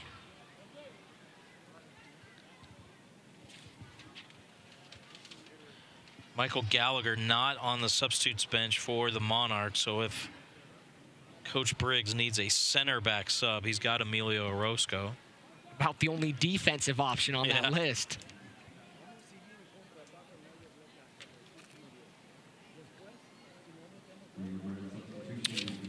Could always go 3 in the back. Fans, make sure you tune into the USL's weekly soccer show on Sirius XM Radio. Channel 85, Sirius XM FC on Monday nights at 9 p.m. Eastern for the latest news and information from around the league. Also, don't forget, Sirius XM FC will air the USL Game of the Week. You can check uslsoccer.com for times and dates.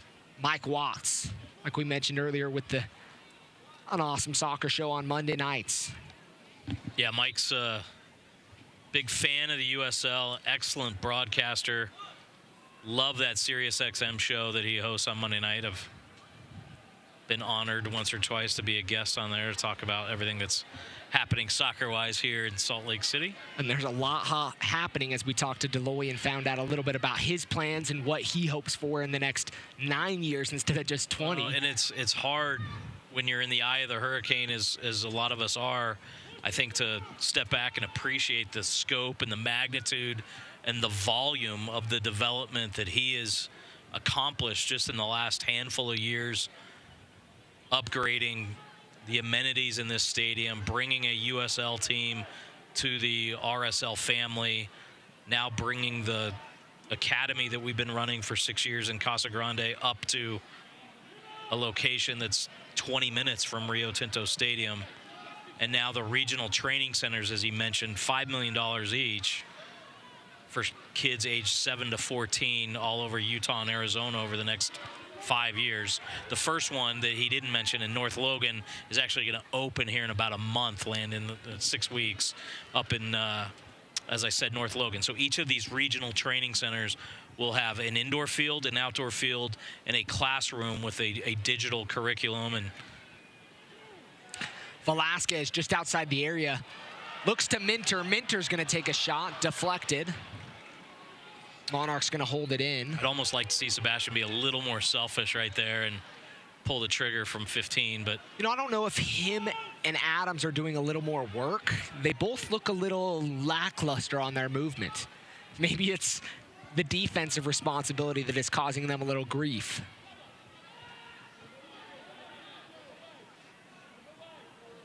Velasquez always good for a little dance, though. And a goal in the 45th minute of play. At some point, I think Rio Grande's going to have to come out of their shell. You know, you thought this would maybe open up the game with the goal scored just before half, but it hasn't. I think you have a valid point there. They've really kind of still sat in their same kind of position that they have all game. Minter to Hoffman. Sometimes those seem like meaningless touches. Just a little back and forth between the two people. Caught Minter a little off guard. Sebastian loves the chess game of trying to unbalance and unlock. There you're seeing a little bit of the going at it. Karinga. Ooh. He had to win that. Got their half step. Ooh. Hamlin. Rio Grande Valley attacking forward. Moberg there. Good job, Moberg. To clean things up. Moberg looks like he's He's limping around a little bit. Little discomfort. Made a stretch on the same side that he was holding that adductor/groin earlier. Oh. He plays that maybe on the other side. Yeah, good idea. And finds an on-rushing Hoffman. Hoffman's still working hard up top. I was just going to say, he is really going after every ball, trying to gain an advantage. You know, you've got to love his work rate. Something to be said, he is always putting in the work. Hoffman inside the box. He shoots. And a big save there by Angoita. Very nice save. Corner kick for the Monarchs. So we'll get a replay look at that. Came off his line, got big, reduced the angle for Hoffman. And almost got him through with the nutmeg. Takes a deflection, and the Monarchs will get another corner kick. Charlie Adams' service has been a little off tonight. 4th corner kick for the Monarchs. 2 kind of in the same spot. The 3rd one got a little closer. We'll see how the 4th does. The big men up. Looking back post to Pay. Ooh. That was... Pay does a good job defending there. Yep. Pay almost got on the end of that one. You know, that's something you can tell they worked on in training. They're looking for Pay. Sure. And they've looked for him multiple times tonight as we enter the 76th minute of play. Freeman's going to give the Monarchs a warning.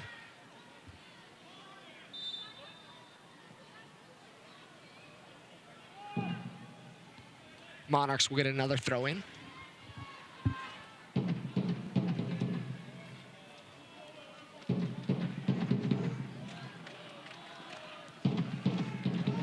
Lakowecki.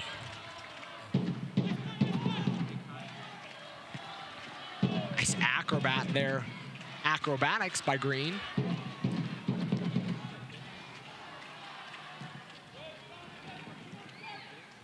Bird.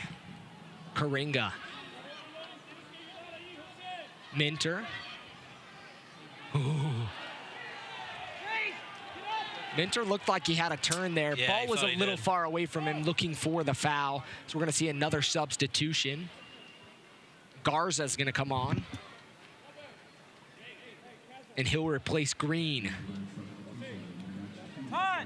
Defensive corners, man more. Justin. Defensive corners, man more. Looks like they might be going to 3 in the back. We talked about them needing to come out of the shell and fresh legs, attacking power.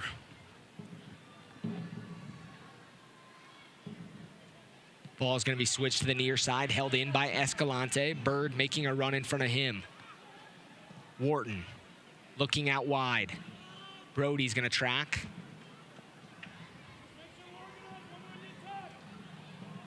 Garza will get his first touch. Clipped in. Pay there.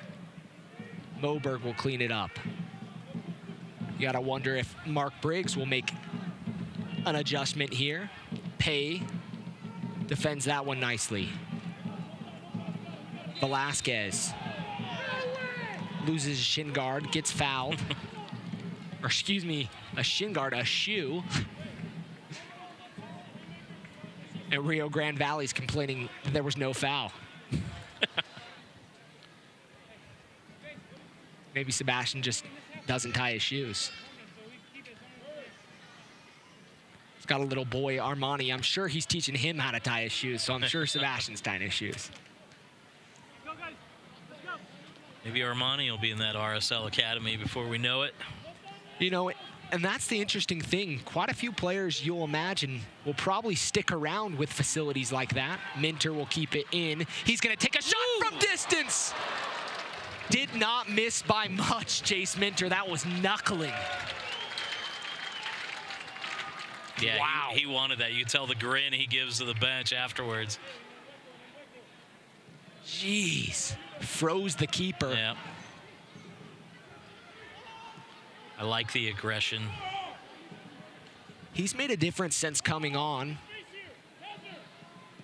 And a guy that's capable of starting. It's nice when you have an option like Haber or Minter off the bench. Sure. Garza. Fresh legs. He'll move forward. Out wide. Karinga there to defend. And slow things up. Pay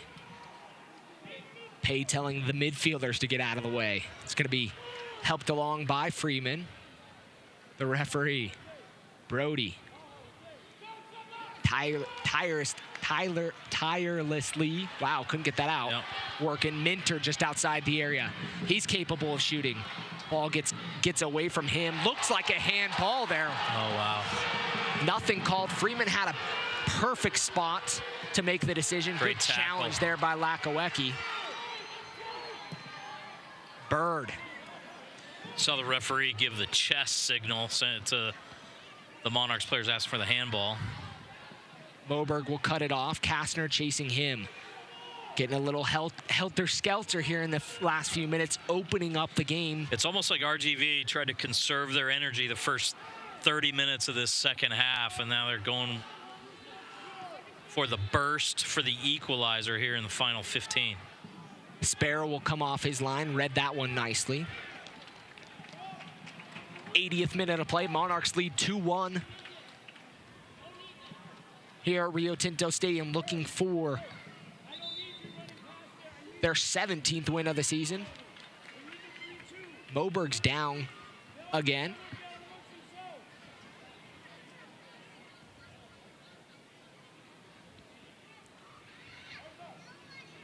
Looks like there's a sub for the Monarchs getting ready.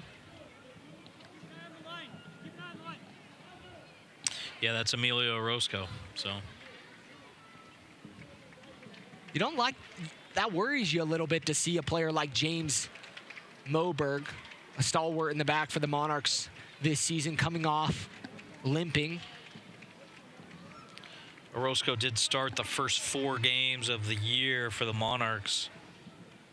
Has not made an appearance since. Dealt with an extended foot injury.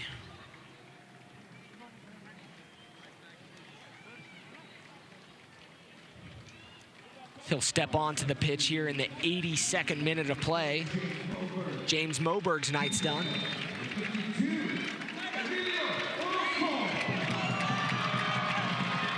Wearing the number 52 jersey. We're in a little bit of confusion what just happened there. I believe he thought it was a free kick. Yeah. Kicks it out. Be a throw-in. Monarchs will get it back. Pressure applied. Looks like there's a little shedding of blood going on down there. Yeah, Freeman, the center referee, trying to communicate with the 4th official here. Minter to Hoffman.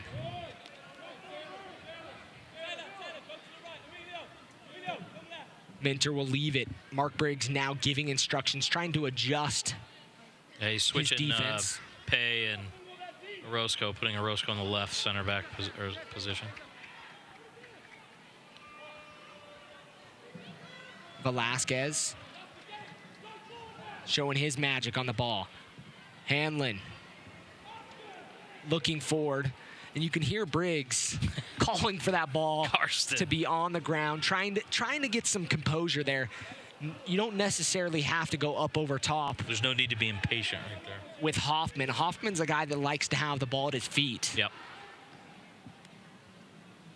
Not large in stature, but a very large goal scorer. Kastner went down easy. No foul called out wide to Brody. Brody defended by 3.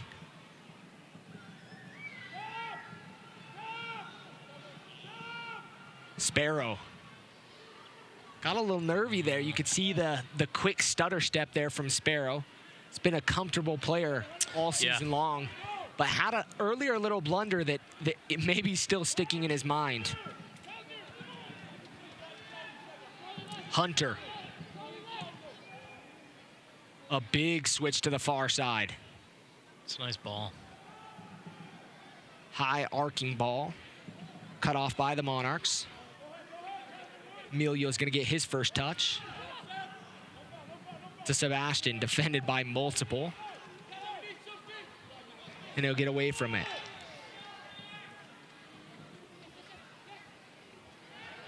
Lakowecki looking for Hoffman.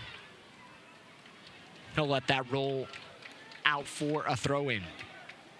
Lakowecki's tried a few times to get the ball into Hoffman. It's been cut off by the RGV defenders. I think you've seen a little frustration from Hoffman tonight. Earlier on, he was finding it at his feet. The first goal was a combination, or excuse me, the second goal, a combination at his feet. In the last little while, he's just been working up top without a lot of service. Better said, quality service. Yeah. It's been a lot of balls in the air coming to him. I'm sure Hoffman will be happy if the team gets out of here with 3 points and his 2 assists. So he's a pretty quiet guy, not a guy that's really looking for that golden boot. Obviously, he'd love to score it. Escalante running at Lakowecki, still inside the area. Defended well by the Monarchs. Dangerous run there. Minter will give it up. Bird. Back to Hunter. To Garza. Garza with the fresh legs. Bird looks for the Meg.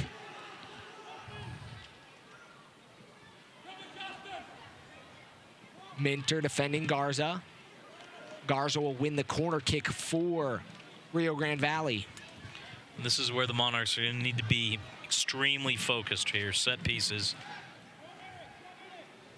Not give up the equalizer. It gets scary late in games. Nice looking ball headed towards goal. Be a goal kick for the Monarchs. And we will see the debut of the historically Mexican-based Argentine Juan Ignacio Mare. I believe he will become the 38th different player to appear for the Monarchs this year. Wiki Trey spitting some truth in the booth. Mare is going to come on for Hoffman. Hoffman's night's done. Hoffman's going to be hurried off the field. Take his time jogging over. 67 minutes of quality soccer from Chandler Hoffman, and an assist to his name tonight. 2, actually. He had assists on both goals. Excuse me, both goals. Juan Ignacio Mare from Cordoba, Argentina, 6'2", 160. He's got the bleach blonde hair. Oh, welcome to the match. Yeah. Take a somersault. Hanlon will keep it in. He's played with 3 different clubs in Mexico over the last 4 years. We're going to look at his first action on the field. Oh, up and over. Nice little recovery there. Welcome to the USL. Still waiting to get his first official touch here for the Monarchs. Only 22 years of age. And as we saw with Charlie Adams last year, when you are able to come in the summer and get a handful of games and then a preseason, it can make you a very effective Escalante inside the area. To Kastner, defended well by Emilio.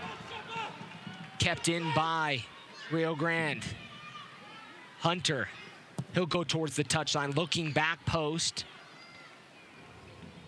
It'll be kept in to Bird. Bird from distance, looks to clip it in. Body falling on the ground inside the box. Everybody's waving their arms. Garza. Disgust. Excuse me, Escalante. Sparrow is going to distribute.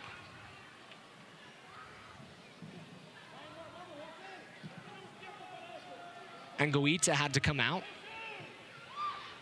Mare looked to run on that one.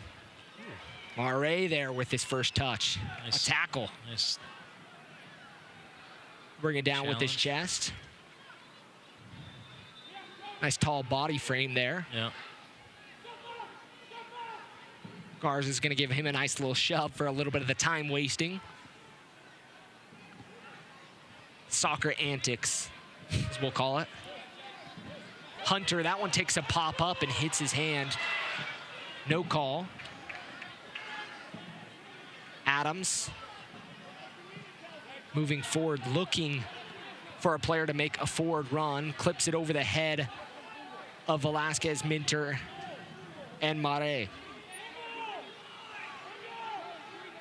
Wharton. 89th minute of play. Quick turnover. Velasquez just outside the area. Velasquez taken from behind him. Good recovery there by Wharton to save the... Seba just had no idea he was there. Sure goal. Kind of caught everybody off guard, even us. That's great hustle by the defender, Wharton.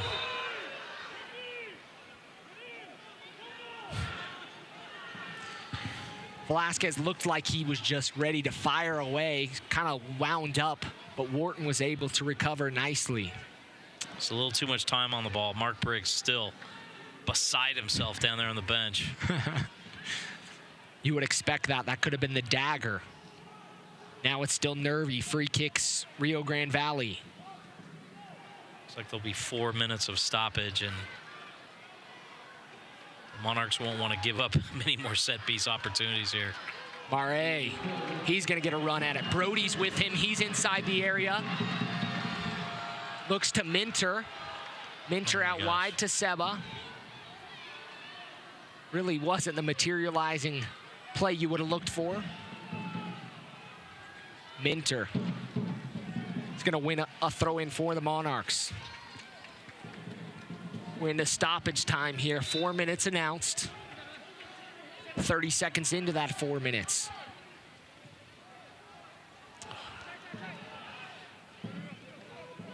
It's where focus is a must. Well done. Mare just outside the area, looking, trying to create space. He'll pick up his head to Brody. To Hanlon. Didn't want to cut it back to his left foot, did he? Nope. He's trying to create space on the right foot. Monarchs going to possess. Rio Grande Valley trying to apply pressure. Adams, he'll turn. Looking forward to Minter. Nice little meg there. Sebastian Velasquez. He'll clip it in, looking for Mare. Oh. Minter anticipated the deflection, but not able to control. Sparrow really far off his line. He'll collect inside his box. He's going to kill off a little time as he collects. Minute and a half gone of the 4 minutes. Monarchs nursing a 2-1 lead. Goals courtesy of Haber and Velasquez. Mare going to be called for the foul there, and a yellow card quickly shown.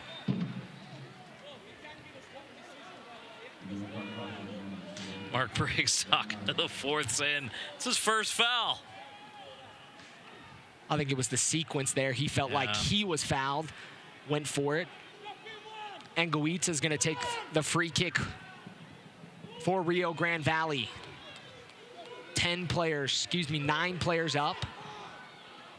Anguita with a lofting ball inside the box.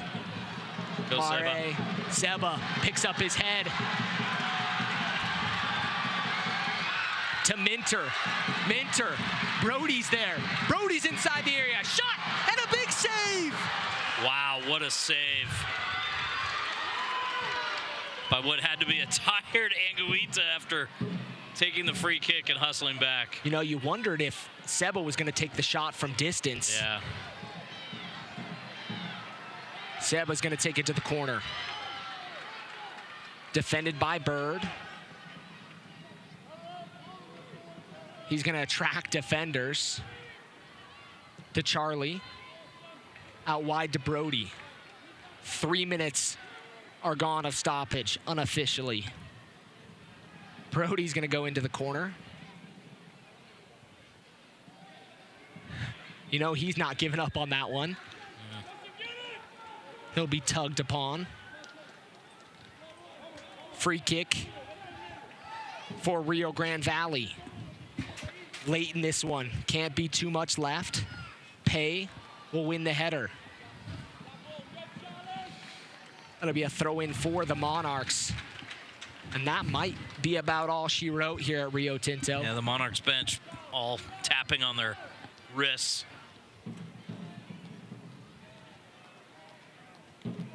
Freeman checks his watch.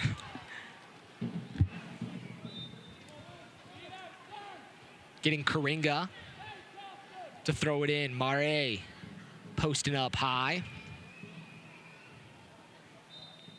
He'll be called for the foul. He has more fouls than touches almost.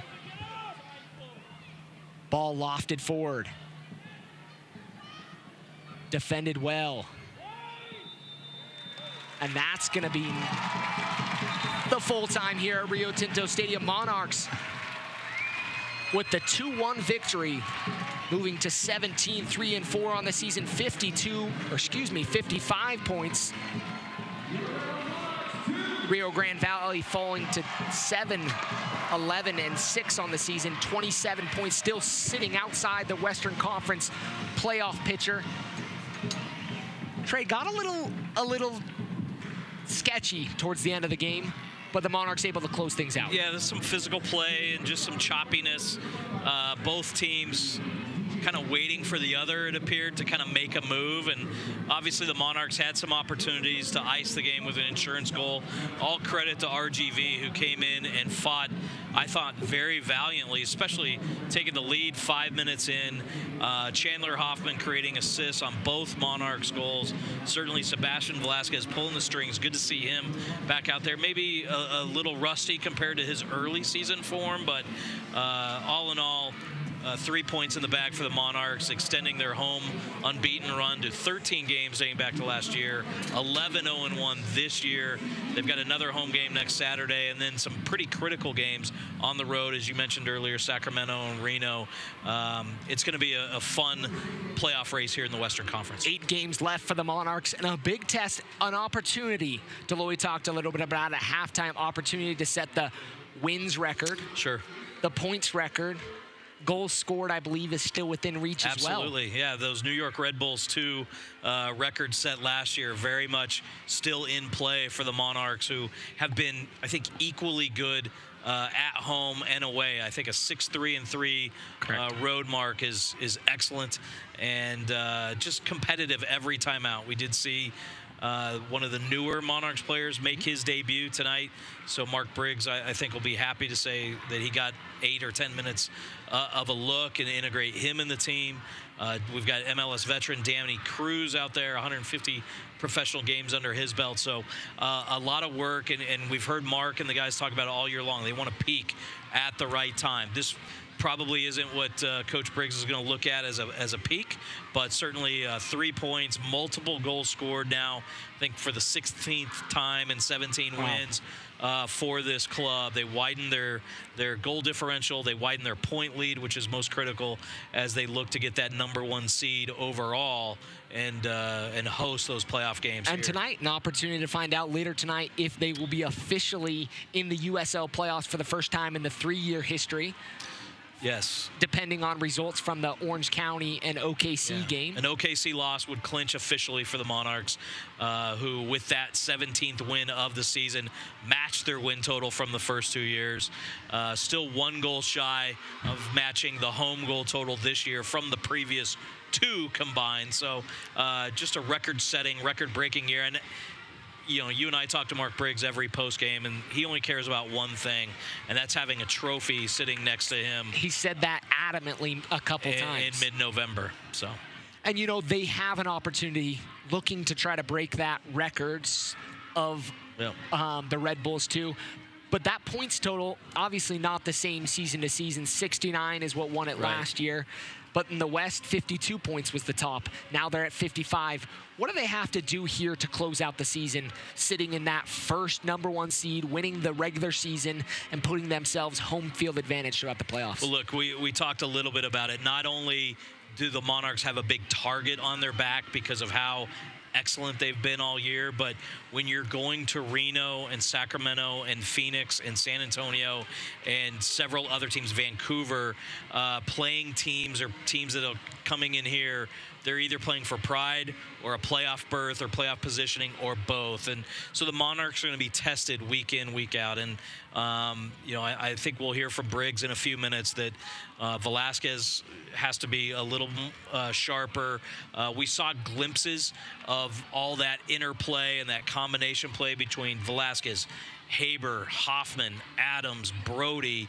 But for most of tonight, I think Rio Grande Valley did a good job of being disruptive. So how, going forward, do you overcome that disruption? Next Saturday night, back here at Rio Tinto Stadium against San Antonio FC in a huge clash of number 1 and number 2 in the Western Conference and the league, I believe, if I'm not mistaken. But a big battle between those teams. A beautiful night tonight for soccer. Monarchs take a 2-1 victory here over Rio Grande Valley on some phenomenal goals by the Monarchs. From our team, from Trey, I'm Landon Southwick and our team. Thanks for tuning in tonight, and we'll catch you next week. This copyrighted telecast of the United Soccer League may not be retransmitted, rebroadcast, or reproduced without the express written consent from the United Soccer League.